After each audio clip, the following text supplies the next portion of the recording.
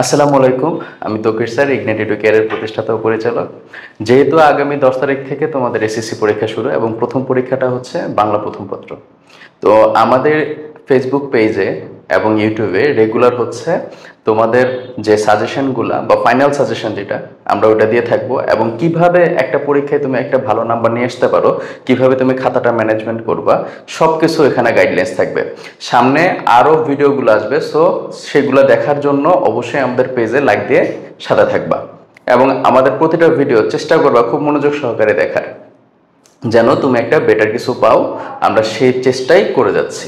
দেখো তাহলে আমাদের ফাইনাল সাজেশনে বাংলা প্রথম পত্রে আমি তোমাদের জন্য এই কয়টা হচ্ছে জিনিস লিখে রাখছি। যেমন দেখো, গদ্যের মধ্যে হচ্ছে আমাদের শিক্ষা ও মনুষ্যত্ব, সাহিত্যের উপরীতি, বই পড়া, উপেক্ষিত শক্তির উদ্বোধন, তারপরে শুভা, মমতাদি, ৭১-এর দিনগুলি, অভাগের স্বর্গ। আর পদ্মর মধ্যে হচ্ছে বঙ্গবাণী, মানুষ, আমার পরিচয়, আমি কোনো আগন্তুক নই, জীবন সঙ্গীত, জুতা আবিষ্কার, সেই দিন এই মাঠ, সাহসী জননী বাংলা। এগুলো হচ্ছে সকল বোর্ডের জন্য। তুমি যে বোর্ডের স্টুডেন্ট হয়ে থাকো না কেন, তুমি 100% হচ্ছে যদি এটা পড়ো অবশ্যই তুমি কমন পাবা।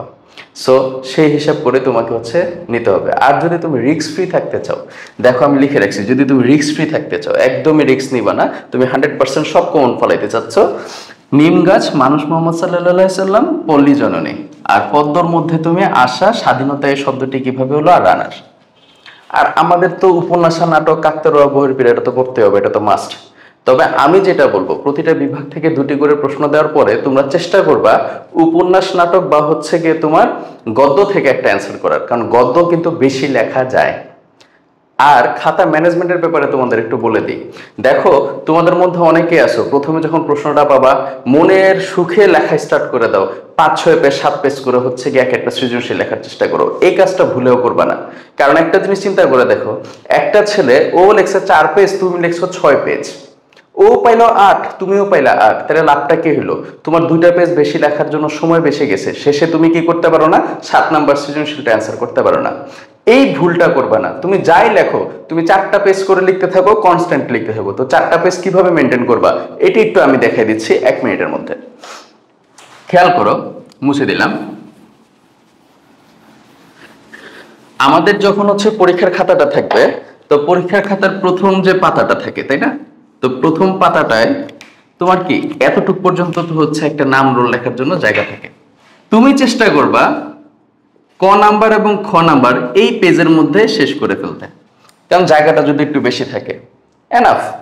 পরের পেজে যখন তুমি যাবা, এটা হচ্ছে তুমি লিখবা 1.5 পেজ, এখান থেকে গ নাম্বার শুরু করলা, সুন্দর করে লিখতে থাকলা, এখানে যাই শেষ দিয়ে দিলা। ঘ নাম্বার এখান থেকে শুরু হইলো, এখান থেকে চললো, এই পেজে যেয়ে শেষ হয়ে গেল। তুমি শুধু এইভাবে মেনটেন করলে দেখো কয়টা, 4টা পেজ হলো। তাহলে 4টা পেজে তুমি হচ্ছে কত, 10-এ। তোমার হাতের লেখা যদি একটু ভালো হয়, তুমি এখানে 10-এ 9, আবার মাঝে মাঝে এখন বাংলাতে 10-এ 10ও দেয়, তো সেই ক্ষেত্রে তুমি এভারেজে 9-8 করে অবশ্যই পাবা। মাত্র কয় পেজ লেখে, 4 পেজ লেখে। তো অযথা দরকার নাই আমার 6-7 পেজ করে লেখার, কারণ ওই হিসাব করে লাভ নাই। আমার হচ্ছে ফুল অ্যান্সার করাটা ইম্পর্টেন্ট। কারণ তুমি যত ভালোই লেখো না কেন, এভারেজে তুমি হচ্ছে বাংলায় 8 করে, 7 করে, 9 করে এরকম পাবা, তুমি যত ভালোই লেখো না কেন।